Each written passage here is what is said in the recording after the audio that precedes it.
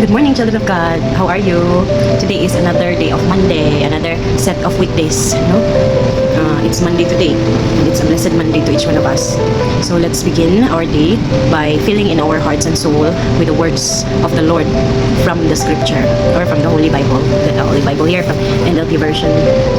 So before we'll start, we'll receive Jesus Christ, our Lord and Savior, for today's event of our life. You can repeat after me, Jesus.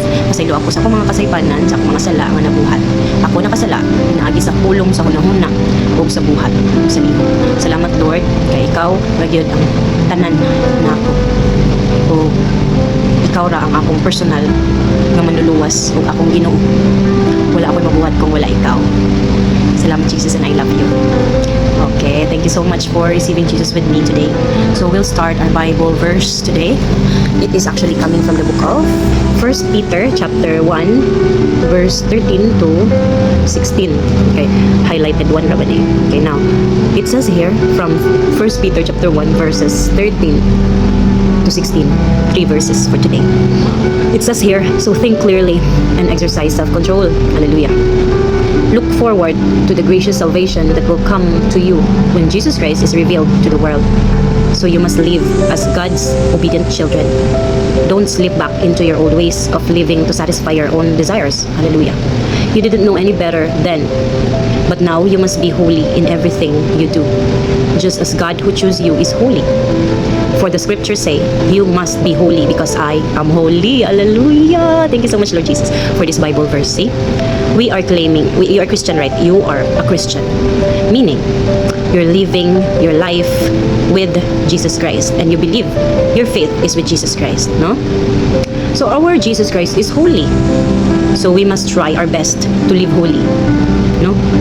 Maskin pa man makasasala ta, but if we decide to live Jesus in us, in our lives, kung ni-desisyon ta na atong pagapuyan si Jesus Christ sa atong kinabuhi, holy man si Jesus Christ, balaan man siya.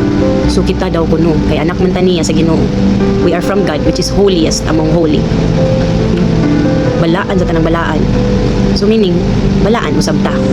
Balaan ta sa pamaagi nga magpuyo ta, nga balaan usab. Dili ta magpakasala. See? Don't slip back into your old ways of living to satisfy your own desires. Meaning, dili ta magpakalulong sa worldly matters, worldly pleasures, no? Dili ta magsalig kay karon kanang wala pa bitaw ni abot ang Ginoo, magpaka kalibutan hunsa ta. Deserve ba si Jesus, anak? Di ba dili siya deserving ina naon? Of course, malipay man gyud ta sa mga kalibutan ng butang, pero pansamantala ra man gud na. Murag a waste of time ba comparing to you already dedicated yourself and your everything to God, which is siya man gyud ang atong dapat tuuhan, atong dapat kanang i-obey, no? Atong dapat nga sundon. Maskin pa man bata pa ta, no? Kay kung kalibutan nun manggod, daghan kay mabuhat na itong hunahunaan nga kasaypanan. Sala. Dito na nun ta, ang mga normal na noon, na di na nun normal. Ang mga di na noon maayo, normal na nun sa karong panahon na. No? Kay wala na may Ginoo sa ila. Yes, they know God, they know Jesus, but they didn't let Jesus live in them. Wala nila kuan bitaw papuyo ang Ginoo sa ilang mga kasing-kasing. Kay if God lives in you, Jesus Christ lives in you, the Holy Spirit lives in you, no? Naatay kahadlok sa pagbuhat og sala. Kunya, manifest pud nato ang batasan sa Ginoo. So this is a challenge for us today's Bible verse.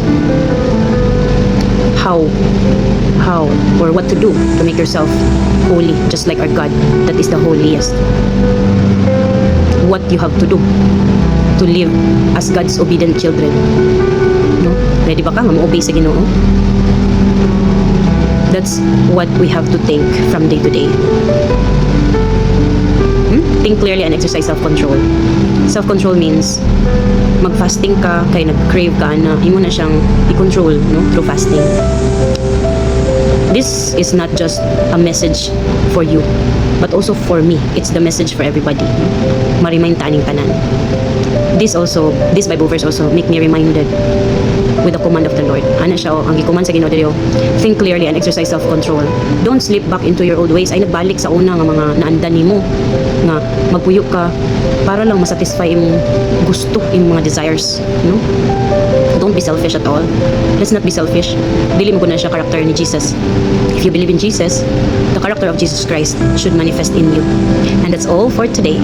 Be blessed.